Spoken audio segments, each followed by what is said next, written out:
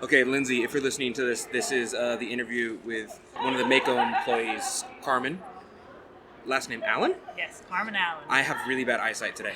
I was Alien? Carmen Alien. Carmen Alien.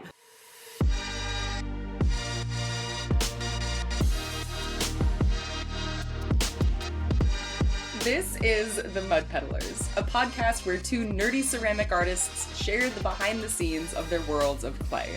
We are your hosts, Lindsey M Dillon. And I am Donte of Earth Nation. Hello, and welcome to The Mud Peddlers. Today is a very special podcast, mainly because I do not have Lindsey M Dillon with me. I know, it's sad. But because Lindsey's not with me, the mantle of responsibility falls upon me to go around and get all the content from the companies. Right, so today we have here with us somebody from Mayco. Your name? Carmen. Oh, wonderful. And what do you do at Mayco? I am the stoneware technical support person, Okay. So anytime anyone has issues with any of our glazes, they'll email Mayco and they get sent to me. Mm-hmm. And then also I do some designing for them off-site. I come to trade shows with them. And yeah, just kind of fill in wherever I need to, but for the most part, technical support is my main role. Tight. How'd you get started with Mayco? Did you like the company and then they liked them a little too much? And then they were like, come aboard. Well, it was actually kind of funny. I started working there basically because I was working at a paint your own pottery studio. Oh yeah. And the paint your own pottery studio that I was working at, we use Mayco products. Right, of course. And Mayco sells through distributors, but actually the paint your own pottery studio that I was working at is closer to to Mayco than the distributor that we were working with. Really? So we would order through the distributor and pick our products up with Mayco. So you got lucky. Yeah, so it would I kind of formed a bit of a relationship with them, and then they had reached out asking for help with chip charts. They offered that I could submit designs and Right. kind of get paid for them, and so I started doing that when the Paint Your Own Pottery Studio unfortunately closed. Right. They offered me a position working Nice. full time in the charts department. So I was glazing the tiles, I was gluing them to charts, I was doing all of their assembly products with kits and everything. Mm-hmm. And then that just developed into me becoming a designer and becoming a teacher. Nice. So I worked in-house with them for 10 years. And then for the last 2 years, I've been working remote, doing just off-site design and then technical support. Right. Okay. So you'd probably be able to answer all my weird little nerdy questions. Perhaps, most yeah. likely. So there's two questions. I'm going to ask a basic one, mainly from my students' point of view. Okay. The charts that you guys give, the chip charts that you guys give with the textiles Yes. on them that you glue on there, right? Yeah.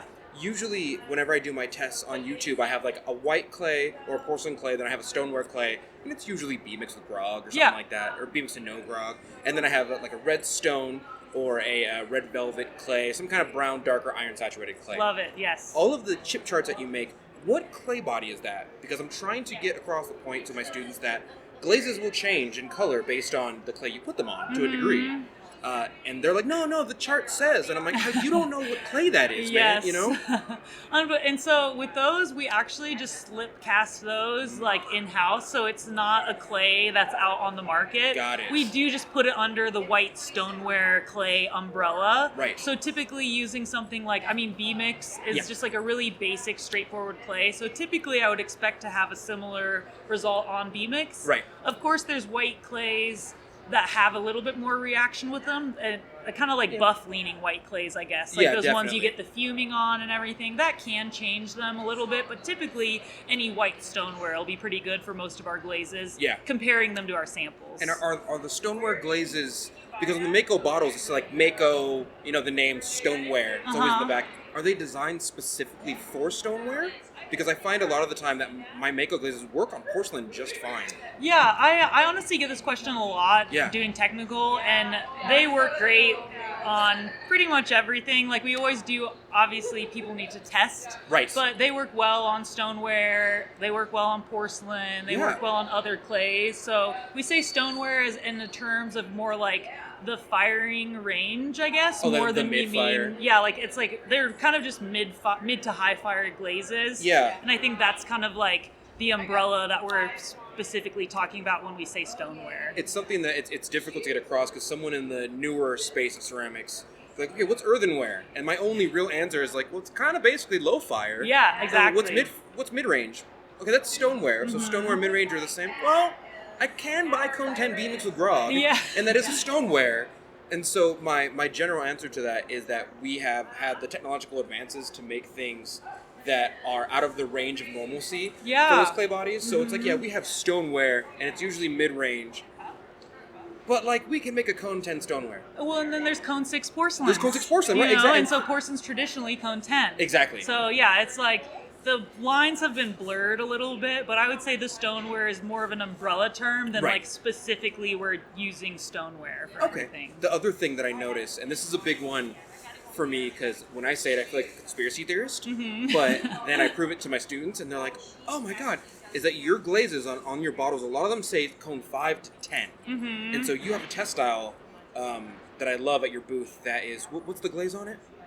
The tropical teal. Yes, and it's Cone 5 on one side, and they're glued together. On the other side, it's Cone 10. Yes. But it is the same glaze working at two massively different cones. Absolutely, yeah. Can you talk a little bit about that? Or was it designed to stretch that far as the cones go? Because a lot of places are like, no, Cone 5 only. I know, yeah, and it is really funny, the kind of different thoughts where there's like a big grouping in the ceramic industry where it's like, to the books, everything's black and white, this is this. And you're going to die if you don't follow the rules. Exactly. And I think that Mayco did kind of come from that. But as our markets have expanded, we decided to kind of be a little bit more expansive along with the market. So as we started to serve mid-range and high-fire customers, we took all of the products that we already manufactured and tested them at all of these different temperatures. And they work. And it's like they work, but they're just a little bit different. And I think that's like a really fun thing to present to our customers, because it makes the possibilities sort of endless, you know? But you just have to keep in mind that testing is important. And Mayco does do a lot of the testing for us. Like we have Cone 06, Cone 6, and Cone 10 results for all of our low-fire glazes on our website, you know? And we have Cone 6 and Cone 10 results for all of our stonework glazes on our website. People do not believe me until I like go to the website and I'm like, look, it's the same glaze over multiple ranges. Yeah, I mean, we already manufacture them, and we have customers that do all these other things, so I think it was really great that we took the initiative to do that testing to showcase for our customers. I do love your chip walls. I'm Same. not crazy. Listen, I'm not crazy, guys.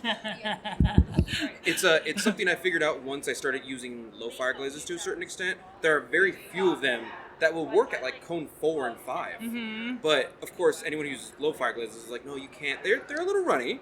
Yeah, they move a little bit, and we get this a lot with stroking coats, you know, because our stroking coats are designed for low fire, concise design work, you know, and it doesn't necessarily transfer over perfectly when you go up to the higher temperatures. So I definitely discuss this with a lot of customers that try the stroking coats for design work, there's like a couple nuances that you can take, but I think that just like being able to use a material that's already been mixed and trying how it can work for you is kind of what we're trying to encourage our customers to do by showcasing all this testing. I have a chart in one of my classrooms that I'm sure we got from Mayco at some point. And it's like stroke and coat glazes at Cone 06 and then stroke and coat glazes at Cone 6. Yes, yeah, I love that chart. It's really nice to have the side by side, yes. It's like, will this work at low fire? I'm like, well, it's technically, and the way I explain it is like, they're as stable as underglazes, but they do have glass former in them, I assume. So they do work as a low fire glaze, actual glaze. Yes. But you can also use them at Cone 6. And so when I explain the rules, I have this little tab that I give my students. Like, here's what low fire is, here's what this is. Love it. Just to get them set up. Yeah. They always look at the stroke and coat chart and like, what about that? And I'm like, that's different. That's complicated. We're just getting started. Those do everything. Yeah. They're as stable as underglazes. They have glass former in them, I'm pretty sure, so they're actual glaze. And then they go to Cone 06 and 6, and then one person raises their hand and goes, mine works at Cone 04. And I'm like, Also Cone 04, they work pretty damn well. Are there any glazes that you've developed that are like hard stop Cone 10, you know what I mean? That can't go past Cone 10? Yeah, I would say that. More so that cannot or should not go past Cone 10. Because there's definitely, I've noticed with certain clays, not like, I don't know if Mayco develops clays, but as far as clays go, it's like, well, don't take this clay past this point or else it will bloat. Yeah. There's some glazes that are like that. Yeah, I mean, I will say that, especially with our low fire glazes, like our elements and our jungle gems, those create a lot of movement when you're bringing them up to those higher temperatures. So typically any glaze that has a lot of movement and you bring it up to cone 10, sometimes it can be kind of volatile even at that temperature. So Yes. any of our stoneware glazes that have a lot of movement, like our rainforest, azurite, like nimbus, that kind of thing. Love Nimbus. Nimbus, we love that one Nimbus as well. Have you used it at cone 10? I haven't used it at cone 10. I've only used it at cone 6, but you can kind of use it, and I'm guessing. Mm-hmm. Don't confirm this. Yeah, I'm just okay. guessing, right? Okay. I'm assuming that it's some type of manganese dioxide glaze or flux-like glaze, and I like it a lot. And I use the word flux as in like the family that makes it kind of like shiny and runny. Yeah. And it goes great over everything. It is definitely my bottom and topper glaze. Like if I want a black glaze, I'm putting Nimbus under it or over it. If I want to use a blue glaze, I'm putting Nimbus over it. Well, that movement makes it lovely for combinations because you so get good. all those interactions, you know, and then all that material. But typically, I've noticed that glazes that tend to move Right. at the temperature that they've like been made for, Yes. they get more volatile when you bring higher temperatures in, and that Absolutely. it moves a lot more. So typically, in those instances, I just recommend honestly just testing your application thickness. Like if you do 1, 2, 3, and 4 coats alongside one another, Yes. you can find that sweet spot where you get that good performance and color from the glaze without the volatility from that movement. 100%, yeah. And your jungle gems are a good example of that. I forgot who it was at your company, but they gave me a chart of like, here's a textile that's vertical, and here's one that's horizontal. Yes. And they showed both, and they look drastically different just because gravity affects that movement. Absolutely. And it's not something that students think about when I'm like, gravity exists, guys. Make sure you have clearance, and make sure you know. And so sometimes I'll get them kind of going back and forth. Like, no, mine came out like this. Mine came out like this. And then I have to go, well, yours is flat. Yes. And yours is vertical. Yours on like a teacup. Absolutely. And so it's going to look different. And then we have a whole month-long discussion on like, there's so many more variables than just what's on the chip chart. Absolutely. And you have to test yourself to some degree. Well, and all of our chips are fired flat. Like they're all laying I did down not in know the that. kiln. Well, so, that makes sense. Yeah, it's like because we don't have a way to orient the chips vertically. Right. And online, some of our colors do have vertical tiles that showcase the different amount of coats and everything But like they're obvious. that. They're like, You can tell that it's standing. Yeah, you can tell it's but standing. all of our chip charts are flat, so a lot of the time people will be kind of like surprised by the glaze results because the orientation is a little bit differently, or Right. their application is a little bit different. Oh So my it's God. definitely good The just to texture. keep it like. I know like our chips and our samples are kind of like suggestions and guidelines for the outcome, but since there's so many variables, there can be a lot of variation depending on the glaze that you're using. They're like expiration dates. They're suggestions. Yeah, it's like you'll probably end up with something like this. You'll be okay. Right? Yeah. And I do like those, and you know, my pottery sister Lindsay hates when I say this, but like, you got to do a little bit of legwork You do, in order to get the results for what you're doing, because what that guy is over there is doing is he does red clay bodies with iron saturation in them, and he's using like something that iron doesn't agree with, and his clay bodies are extra thick, so the water's going to absorb much more, and along with the minerals, and you know what I mean? Yes, yeah, absolutely. He's dumping water soluble stuff, and so people look at his work and goes, oh, it's so natural looking, I like it, because I use Mayco. Their results don't come out the same, but they're using a whole different. They're using porcelain, and they're making necklaces with their stuff. Yes, yeah. And so even though it's the same glaze, you do really have to do, I wouldn't even say a lot, just maybe a month of legwork. Just any amount, you know, like it's like if you purchase a glaze and you see a tile and it doesn't look just like that tile, Yes. it's might be your fault. Like I don't, you know what I'm saying? Like it's like no, I agree. Because there's so many factors that are going to contribute to the outcome, and you aren't doing the same thing that we're doing. I'm not doing the same thing that you're doing. So there's just lots of different things that can influence that. It's really It's really difficult to look a student in the eye, and when they're like, my stuff didn't come out like your stuff, why? And then I watch them go through the process. My caveman brain goes, oh, you're bad. You're not good at this yet. But my teacher brain goes, I have to explain the 5 things you did wrong. Yep. And they're kind of variably in depth. Like there's a lot of nuance. So I'm gonna have to take you for 2 weeks and then go, let's talk about absorption. Let's talk about why are you rinsing off your pot in like cold water for 2 minutes straight, and then wondering, and then putting glaze on it. and then putting glaze on it, and then wondering why it's not sticking. Yep. You know, like why? You know, and so I have to kind of get a lot of those habits out of them. Well, because they're not thinking about that, you know, like they're like, oh, I need to clean off my bisque or, you know, something simple like that. But you're obviously, as teachers, it's our jobs to widen everyone's perspectives a little bit on what they're doing. And be relatively nice about it, I've learned. Absolutely, it's very difficult to like, oh, I could cut out the middleman and just be like, oh, you're bad at this. But I have to make you not bad at it. My job is to make you not bad. We want them to not be bad, yeah. Yes, that's the thing. Are there, is there anything that you are able to talk about that you are working on at Mayco right now? Either product-wise or like study-wise? Because I know people like you and I are probably like, yeah, we made a new glaze line. But look at this. Like, the absorption level of this clay is different from this clay. The same glaze comes out way different, you know? Yeah. A hold on this glaze does this, and this. And I found that out through... Is there anything like that you're kind of...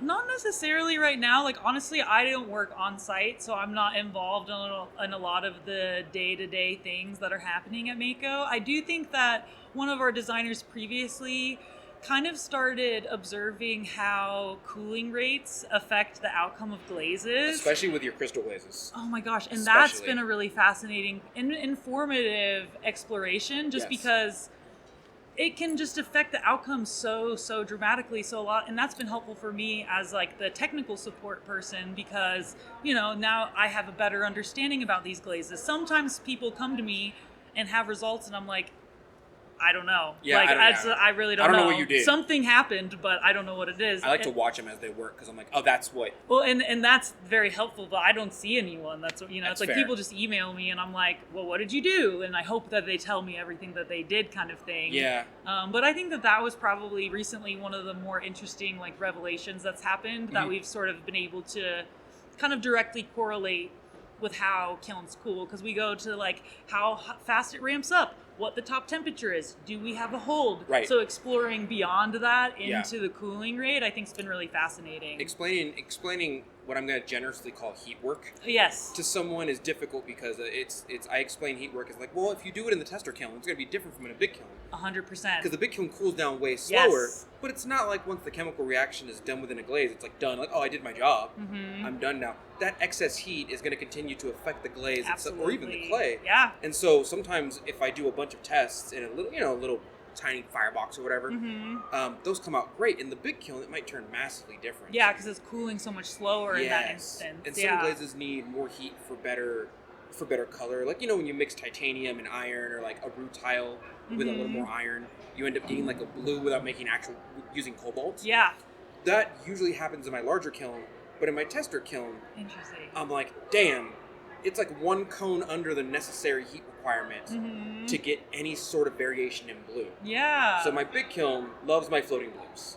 Hates my tester. So you got to kiln. know your kilns too. You have to know your kilns. And that's the interesting thing about the cooling rate as well. It's like it's not a precise science. Like I'm not going to schedule a cooling schedule necessarily. It's just like, is this the big kiln? Is it packed tightly kind of thing? And that and like, did I take the peeps out when I hit the top temperature? Measure that? Like, I don't know. What number would I give to how packed is my kiln load? That's a 1 on the scale of 1 to 10. 10 is extra packed. Yeah, we have like packing ratings or something. I'm not, and that's too. There's already so many variables. Yeah. In my own studio, I've recently learned how to slip cast. Oh, lovely. I'm not good at it.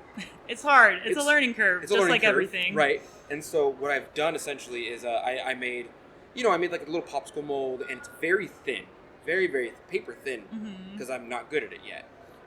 And then I have one that's relatively thick. And no matter how many times I fire them, because I've made a set of thick and a set of thin. Yeah. And the difference is possibly like half the size of your pinky to your fingernail is the difference. And so I've learned that one of them absorbs more water and minerals because it's more clay, more pores. So it takes the glaze on. It takes the glaze on way more.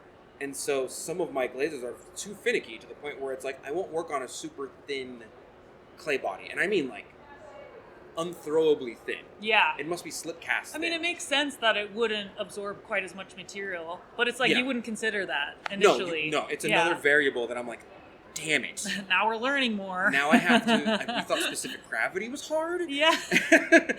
and now it's and then keeping notes is of course amazing. Are there any things that Mayco's working on that are new that you'd like to talk about?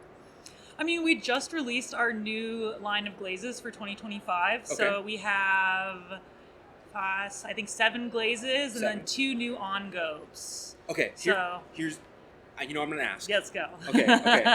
And here's the thing, because as far as I can tell, the difference between an on-gobe and an underglaze is that on-gobe is pretty much the old Renaissance French word for, like, slip and color. Yeah. And then underglaze is essentially slip and color with maybe like CMC gum or something to help it, you know? What, in your mind, is the difference in between a underglaze and an on-gobe? Or are they synonymous and it's just a cultural difference? I mean, I do think that they're very, very close, you know, on the scale for sure. But I would think that our on-gobes, they are kind of more concentrated, I guess, than an underglaze is. Yeah. So typically an on-gobe, you could probably fudge through 1 coat and be fine. We encourage our customers to apply 2 coats just to ensure that you have full coverage. Me too. But that will be all the way opaque. No matter how big of a piece you put it on, like I said, you could probably get through with 1 coat and it would be fine. Right. But I think that color concentration is something that really makes it like distinct from an underglaze. Yeah, because on-gobes are like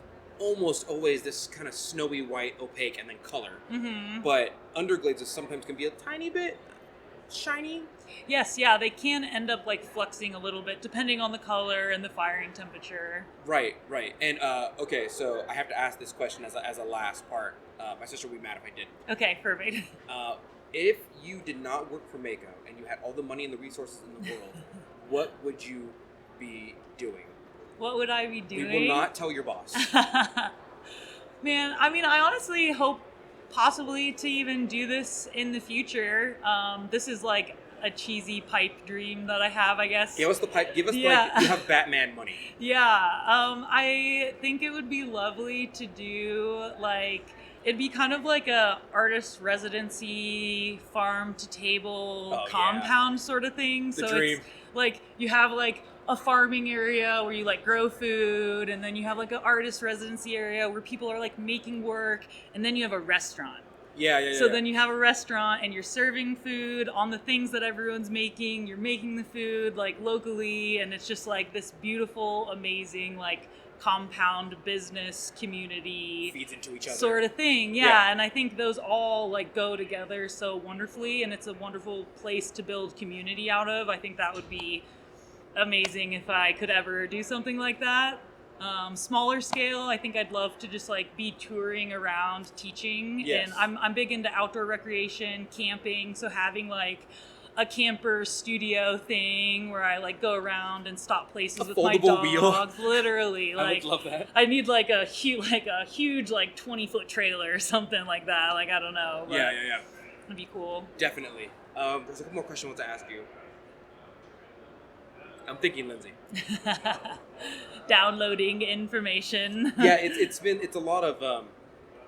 I'm very easily overstimulated, and NCECA is a convention, so my brain doesn't process as quickly as here anyway. Yeah, I mean, I'm glad we got to like get away from a little bit of the ruckus for a second, for sure. It's more difficult than I thought to find. Yes, the little peaceful corner. We got lucky. We did, honestly, yeah. And it looks like we cleared everyone out around us too. So. Right. So, can you talk to me about the designing of what I'm going to politically correctly call the teardrop wall? That's not what anyone I know. That's not who. I've never heard a single person call it that. We don't monetize this, so it's not like we can't say it. But I'm not going to say it. So the teardrop wall. The teardrop wall. So that was made years ago at NCECA. We started doing like dimensional pieces to showcase our glazes. So what we had been doing was we made molds of like faceted forms basically. Okay. And so we would paint the faceted forms, and we did that for, a few years, but then we want to revamp the booth. So we wanted to do another form, and we needed to make sure that it was dimensional because we wanted the glaze to move down it, as opposed to our chips that are just flat. We wanted to show that movement and the opening up of the glaze, little texture, as well as having a point that it would break on. And so eventually we just settled on using, so Mayco's logo has like a glaze drip. Oh, it on does. it. So this little glaze drip that's that in our makes logo with our M with the flames. Guys, it's a glaze drip. Yeah, it's a glaze drip, just so you know. It's part of our brand, our It's logo. not a boob, guys. No, not intended to be anything but a glaze drip. You blew everyone's mind just now.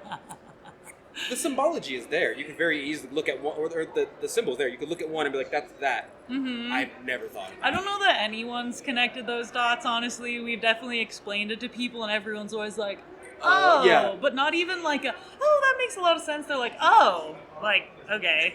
Like, It's not a breast. It's yeah, not a breast. like, I really wanted it to be. I know, like they're disappointed that it was like something else. I But thought no, Mayco- we're not just a bunch of like. I mean, we are kind of a bunch of weirdos, Yeah. but not like that. That's the thing about potters. They're still people. Yes, yeah. When you look at someone's artwork, you're like, oh, you eat organic and meditate on top of a mountain all day to make this work. No, we still like eat burgers. Yep. We're still people. Mm-hmm. Is there a specific amount of water that you use across the board for the majority of your glazes, or is it family dependent? For example, there are some glazes, like face separation glazes, and the glazes within like the khaki iron saturated reds. Yeah. They generally need to be thicker and have higher specific gravity, Mm-hmm. and because of that, you use a little less water generally. Mm-hmm. Do you guys compensate for that, or is it just like every glazed bottle gets 110 milliliters across the board, period? I'm sure. So we actually mix our glazes in like large batches. Right. So each batch gets a certain amount of water, and that is going to be reflected on the materials that are going in the glazes. So Okay. it's like, I noticed that when I mix our dry glazes, it's like I'll put the same amount of water in one dry glaze versus another dry glaze. Like, for example, like stone denim tends to mix really thick, Right. whereas like Cordovan tends to mix really thin. Right. So I'll put more water in stone denim than I would Cordovan. Okay. I don't know necessarily how our production decides on that, but based off of my experience with that, I would imagine it would be different depending on the glaze. That makes sense. It's good to know it's not just like flat land. You know what I mean? Yeah, Everything gets 120 period. No, yeah, they're definitely adjusted, and you can see that in the jar. I mean, some glazes get thick in the jar faster than other glazes, but even glazes out of the jar are going to be different consistencies just because they're manufactured that way. Okay, and another one that comes from the perspective of my students. Most of your glazes are food safe, but I'm trying to explain to them that food safety and the ability to eat off of it are not the same thing. Yeah. Right? Because there's like dinnerware safe. Absolutely. And there's food safe. Yep. And then there's, and I think the lead scare along with Facebook does a really good job at scaring people. Yeah, the internet. Right? It's tough. And so I have found, by way of experiments on myself, that I can actually eat off of the majority of things that are labeled as non-food safe, as long as they don't have really toxic things in them, such as lead or like cadmium or something like that. You know what I mean? And of course, there's limits to the metals in them. So it's like don't use 40% cobalt and be like, no, it's fine. Like, let's be real. For sure. There's totally a limit. But can you go in depth a little bit about the difference in between some of the glazes or the difference between non-food safety and non-dinnerware safe, and why those would be different? Because some of my students are like, so you can drink off this. I go, yeah, but don't scrape your fork against the glaze body. That's a different story. Yeah, there's definitely a lot of different ways that people go about addressing this, and we have provided a lot of information on our website about how we do it, just because there's not necessarily an industry standard across the board for every glaze company, every teacher, this or that. Right. So we do define it on our website, but basically every glaze that we manufacture is food safe.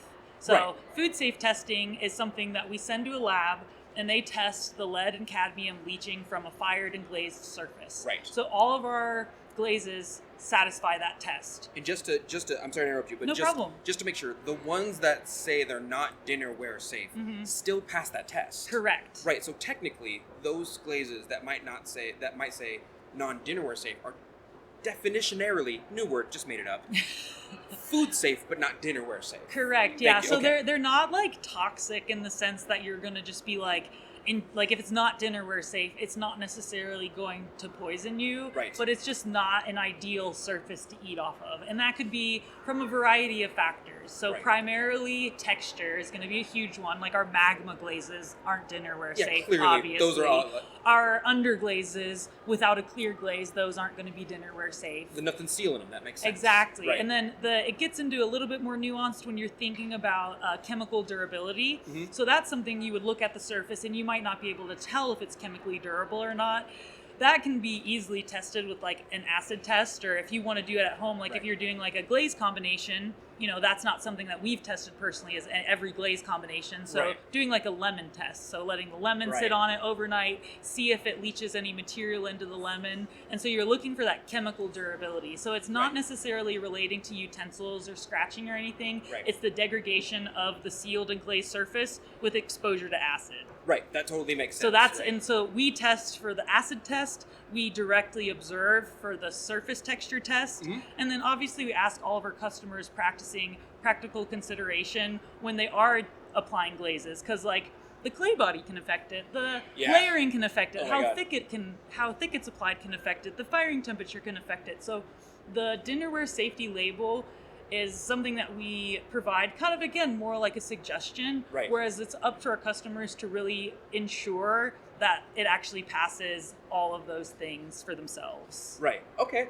Thank you for that. Yeah, Thank you. absolutely. It's Thanks for so hard to asking. convince someone. Like, no, that you can still probably eat off that, and like doctors aren't in the streets being like, the potters are killing people. Right, yeah, and it's like, They're dying it's left and not right. something that happens a lot, and even the... They're all using palladium. Oh, like And this. it's not like a lot of glazes even have, like, no glazes that we manufacture have lead in them, Yeah. you know, but all raw materials have lead in them. So Right, yes, they're technically, yes. testing for the lead from the other materials Yes. leaching from the surface. So it's like there's not even leaded glazes out there. There's not a lot of, like, poisoning happening, especially in the Right. commercial glaze industry. Right. It's and this might be a bit ham-fisted, but there's definitely a group of people who are like taking their Vicodin, drinking liters of Coke every day, eating like McDonald's, and like that's too much copper in that glaze. Yeah, okay. Or it crazed. I'm not going to eat off of it because it crazed We're or gonna something. die. Yeah, And it's yeah. like, well, so, you can still eat off it. It's a little weaker, but like yeah, and like you're compromising some things, but yeah, like you're not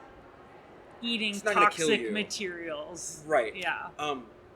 This one's more in depth. Okay. Again, if it's you can just say. I love it. Right, Bring okay. them on. Is there a specific flux ratio where you, because I heard you talk about the chemically stable, right? And so is there a specific flux ratio where you like bail out? Like I've seen some flux ratios that are metal to earth that are like 15 to like 85, you know? And I'm like, ooh, that to me speaks of like a weaker glaze, Yeah.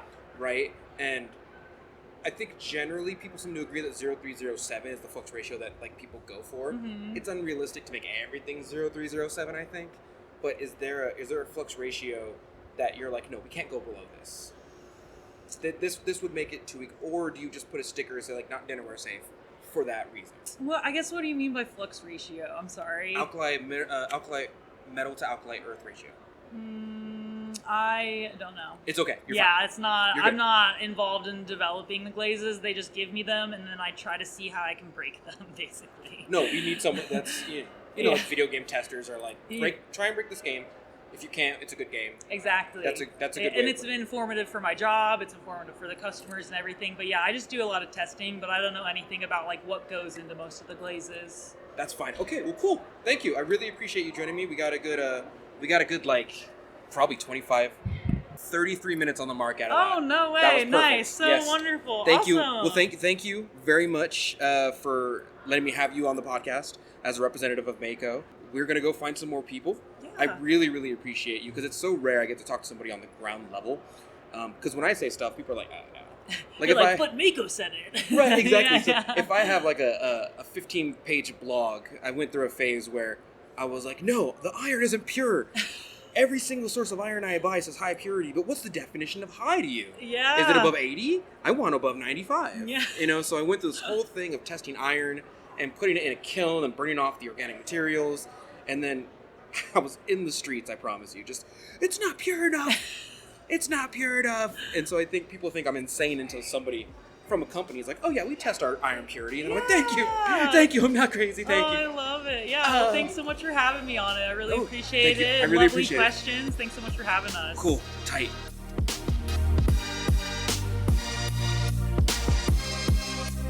And that's it for today. Thank you so much for joining us for this episode of The Mud Peddlers. We would love to hear from you, so if you want to share your thoughts about the episodes or just see what Donte and I are working on in our studios, come say hi. You can find links to my social media at lindseymdillon.com. That's Lindsey, M as in monster, DILLON.com. And you can visit my pottery shop or see what I'm working on at earthnationceramics.com. And you can find me all over social media at Earth Nation Ceramics. It's spelled exactly how you think it's spelled. And if you want to support the show, hear some bonus episodes, and see some behind the scenes of my work, you can support me and the show at patreon.com/Lindsey M Dillon. Thank you so much for listening, and we will see you next time.